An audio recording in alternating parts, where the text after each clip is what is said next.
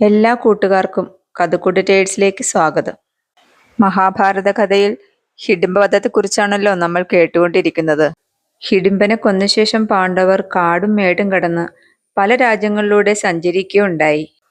മുനിമാരെ പോലെ വേഷപ്രച്ഛന്നരായി നടക്കുന്ന അവരുടെ മുന്നിൽ ഒരു നാൾ വേദവ്യാസ മഹർഷി പ്രത്യക്ഷനായി.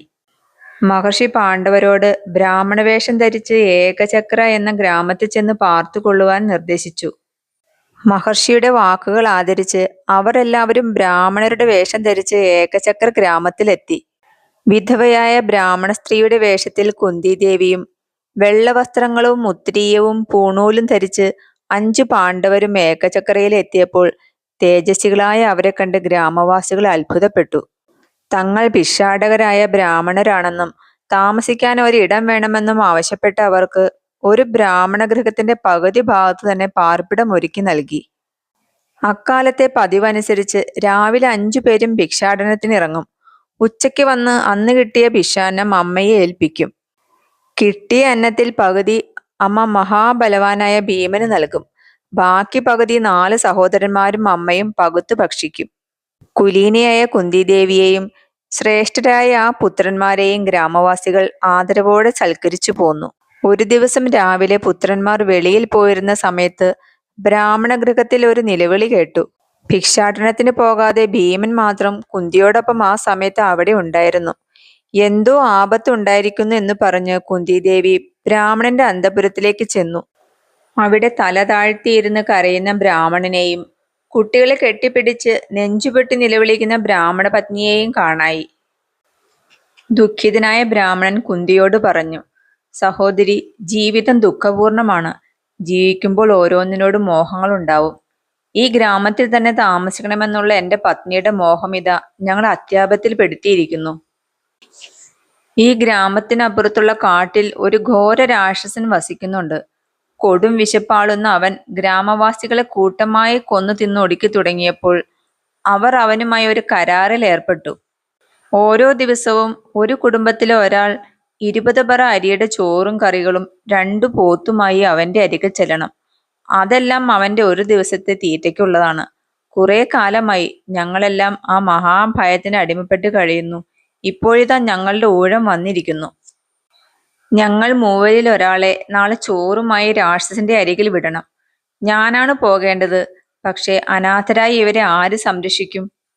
ബ്രാഹ്മണ പത്നി പറഞ്ഞു, ഞാനാണ് പോകേണ്ടത്. ഞാൻ ഇത്രയും കാലം ഭർത്താവിനെ ശുശ്രൂഷിച്ചു, മക്കളെ പെറ്റു വളർത്തി. ഭർത്താവിന്റെ ജീവനു വേണ്ടി സ്വജീവിതം ത്യജിക്കുകയാണ് പതിവ്രതാധർമ്മം.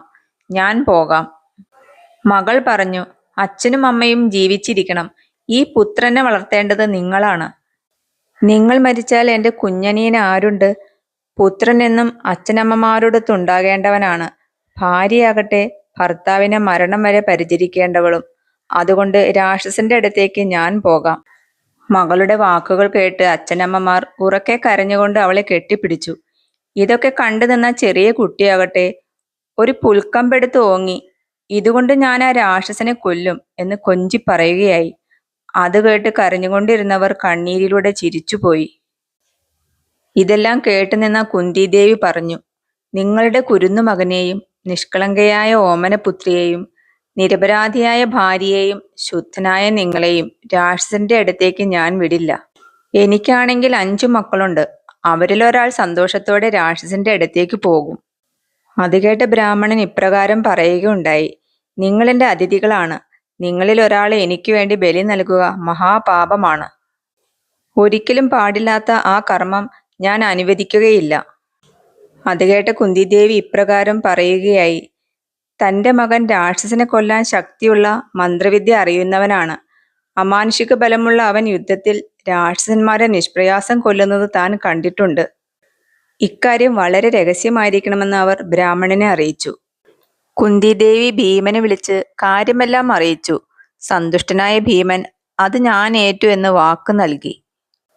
ഇതറിഞ്ഞ യുധിഷ്ഠിരൻ വേവലാതി പൂണ്ടു. അമ്മ ഈ കാണിച്ചത് ഒരിക്കലും ബുദ്ധിയല്ല.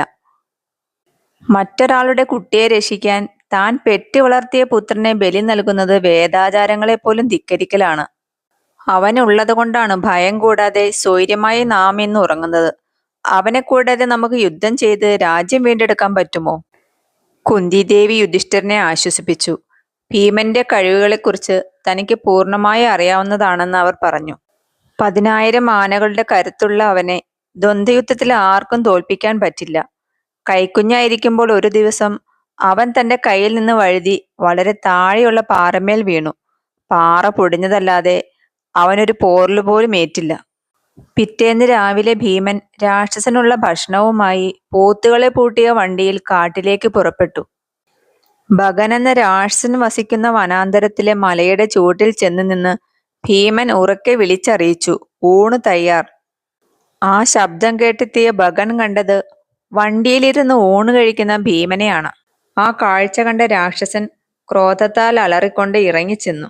ചെങ്കനൽ കണ്ണും ചെമ്പൻ താടിമുടികളുമുള്ളവൻ, കോപം കൊണ്ട് വിറയ്ക്കുന്നവൻ, കാതോളം വായ തുറന്നവൻ. അവൻ ഭയങ്കരമായ പുരികങ്ങൾ ചുളിച്ചും ചുണ്ടുകടിച്ചും ഇങ്ങനെ ചോദിച്ചു, എടാ ദുർബുദ്ധിയായ മനുഷ്യ, നീ ഞാൻ നോക്കി നിൽക്കുമ്പോൾ എനിക്കുള്ള ചോറ് ഉണ്ണുന്നുവോ?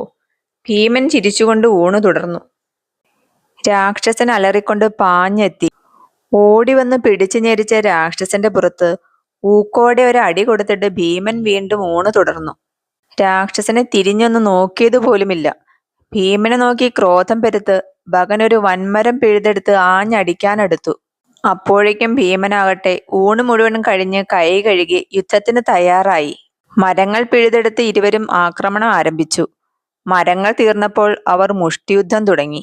അന്യോന്യം അടിച്ചും ഇടിച്ചും മറിച്ചിട്ടും നെഞ്ചിൽ ചവിട്ടിയും കഴുത്ത് ഞെരിക്കാൻ ശ്രമിച്ചും പൊരുതുന്നതിനിടയിൽ ഭീമൻ ഭഗനെ തന്റെ പെരുങ്കാലാൽ ചവിട്ടി മറിച്ചിട്ടു.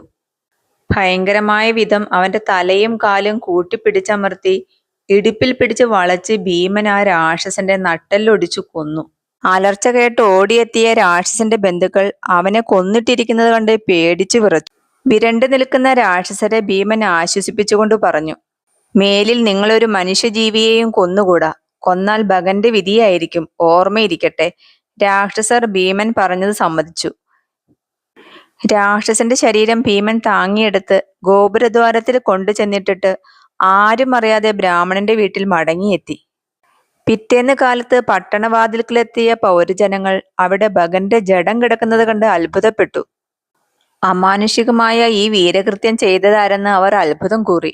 കാര്യമന്വേഷിച്ച് ജനങ്ങൾ ആ ബ്രാഹ്മണന്റെ വീട്ടിലെത്തി. അദ്ദേഹം പറഞ്ഞു, എന്റെ ദുഃഖം കണ്ട് മനസ്സലിഞ്ഞ മന്ത്രസിദ്ധനായ ഒരു ബ്രാഹ്മണൻ അന്നവുമായി ഇന്നലെ കാട്ടിലേക്ക് പോയി. ആ തേജസ്വിയായ വിപ്രനായിരിക്കാം ഈ ദുഷ്ടനെ കൊന്നത്. ഏകചക്രയിൽ ഉത്സവമായി. ഗ്രാമവാസികൾ ആബാലവൃദ്ധം ആശ്വാസത്തോടെ തെരുവുകളിൽ ഇറങ്ങി ആടിപ്പാടി ബ്രാഹ്മണോത്സവം നടത്തി. പാണ്ഡവന്മാർ മിണ്ടാതെ ഈ കാഴ്ച കണ്ട് രസിച്ചു നിന്നു. കൂട്ടുകാരെ, നിങ്ങൾക്ക് ഈ കഥ ഇഷ്ടമായോ? ഇഷ്ടമായെങ്കിൽ ഒരു ലൈക്ക് തരണം കേട്ടോ. ഇനി അടുത്ത കഥയുമായി വരുന്നവരെ ബൈ.